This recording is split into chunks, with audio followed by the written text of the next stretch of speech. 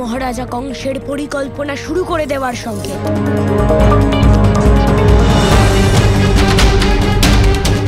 সবার প্রথমে এই দুর্বল বাচ্চাগুলোকে আমার শিকার বানাতে হবে।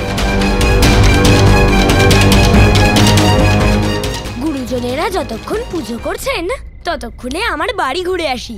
চলো। আসলে আমি ভাবছিলাম যে দেবী মায়ের পূজা শেষ হয়ে গেলে সবার জন্য আমি একটু ভোজনের ব্যবস্থা করব। মা যশোদা আর অন্যেরা সবাই মিলে আমার জন্য কত কি করেছেন, তাহলে এটা তো আমারও কর্তব্য যে আমি ওনাদের জন্য কিছু একটা করি। কিন্তু সেটা করার জন্য আমার তোমাদের সবার সাহায্য চাই। তোমরা কি এই বিশেষ ভোজ আয়োজন করার জন্য আমাকে সাহায্য করবে? এই পরিকল্পনাটা তো খুবই ভালো। ধেনুক, একটা কথা বলবো? তোমার ভাবনা চিন্তা সত্যি উচ্চমানের। এই পরিস্থিতিতে তুমি আমাদের জন্য কত কিছু করছো, তাই আমরাও তোমার জন্য এইটুকু করতেই পারি। তাহলে চলো, তোমাদের আমি আমার গুহায় নিয়ে যাচ্ছি, যেখানে আমি থাকি। চলো, এসো।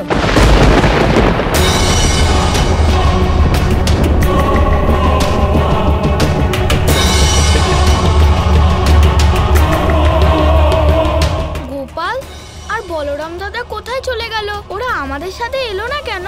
আমি দেখে আসছি। দাঁড়াও, কোনো চিন্তা করো না। ওরা দুজনে হয়তো দেবী মায়ের পুজোর সাহায্য করার জন্য ওখানে রয়ে গেছে। তোমরা এখানে আমায় সাহায্য করো। কিন্তু ভোজন তৈরি করার সামগ্রী তো দেখছি না। আরে উনুনে কাঠও তো নেই। তোমরা সবাই এখানেই অপেক্ষা করো, আমি এক্ষুনি গিয়ে দিয়ে আসছি।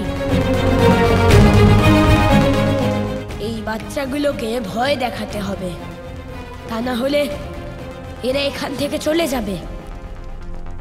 কিন্তু তোমরা একটা কথা মনে রেখো, আমার অনুপস্থিতিতে একদম বাইরে যাবে না। যদি বাইরে যাও, ওই অসুরীয় গর্ধবরা আক্রমণ করতে পারে, প্রাণ সংকটও হতে পারে। তাই গুহার ভিতরেই থেকো, ঠিক আছে? তোমরা থাকো, আমি এক্ষুনি ফিরে আসবো।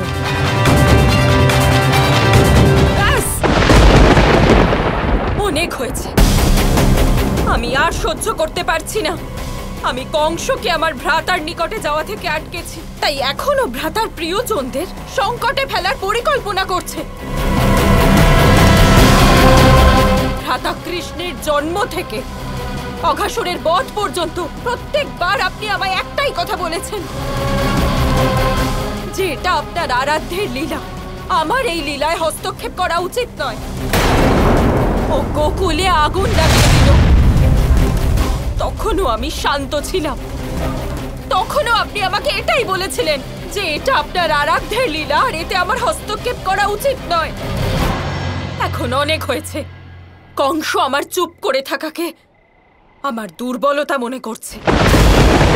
এবার আমায় কংসকে এটা স্মরণ করাতে হবে যে ও যা কিছু করছে অনুচিত করছে। এখনো সব সীমা অতিক্রম করেছে, ওকে ওর কর্মের শাস্তি পেতেই হবে।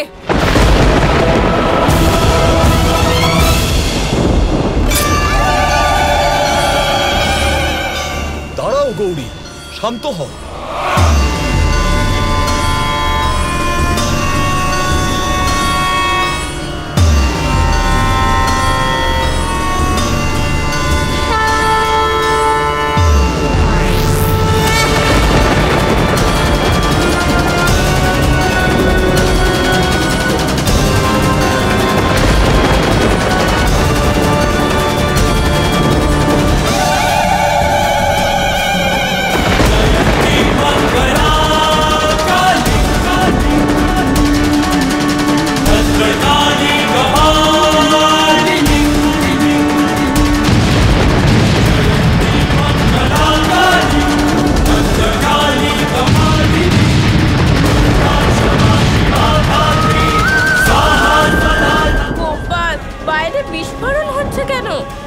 পার্বতী রেগে আছেন দাদা।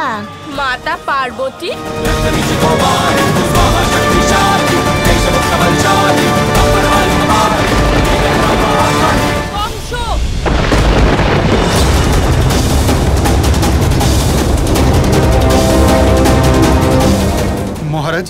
এসব কি হচ্ছে মহারাজ?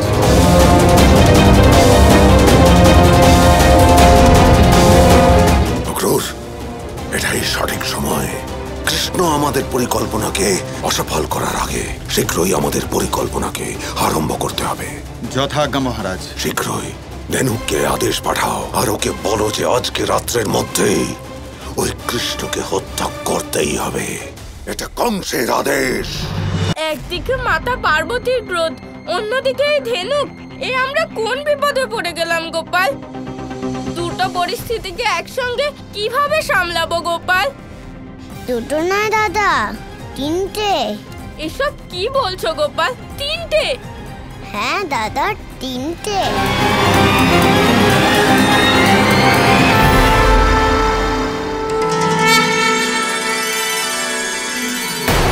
আরে এ কি, গোপাল কোথায় চলে গেল? বলরামকেও তো দেখতে পাচ্ছি না। বলরাম, বাকি বাচ্চারাও তো এখানে নেই। কোথায় চলে গেল ওরা হঠাৎ? আমাদের তাড়াতাড়ি বাচ্চাদের খুঁজতে হবে, চলুন। গোপাল, বলরাম, কোথায় তোমরা? গোপাল, এবার কি করব? মায়েরা তো আমাদের দিকেই আসছে।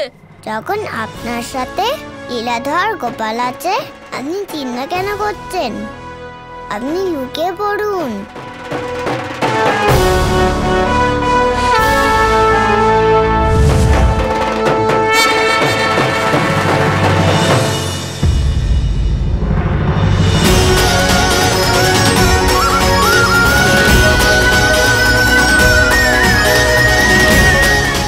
এই দেখো, বাচ্চারা এখানে নির্ভয়ে ধ্যান করছে।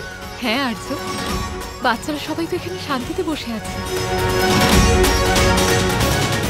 চলো দিদি, আমরাও আমাদের পুজো সম্পূর্ণ করি। হ্যাঁ যশোদা, চলো। চলুন দাদা, মা বাবা সবাই চলে গেছে।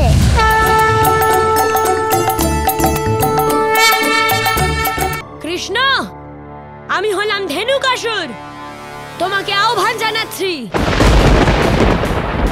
তোমার প্রিয়জনেরা এবং তোমার বন্ধুরা এখন আমার হাতে সবাই বন্দী। তুমি যদি তাদের সবাইকে জীবিত দেখতে চাও, তাহলে এসো আমার সম্মুখীন হও। ধেনুকাসুর, তোমার যদি এই ইচ্ছে হয়, তাহলে খুব তাড়াতাড়ি তোমার সাথে আমার দেখা হবে।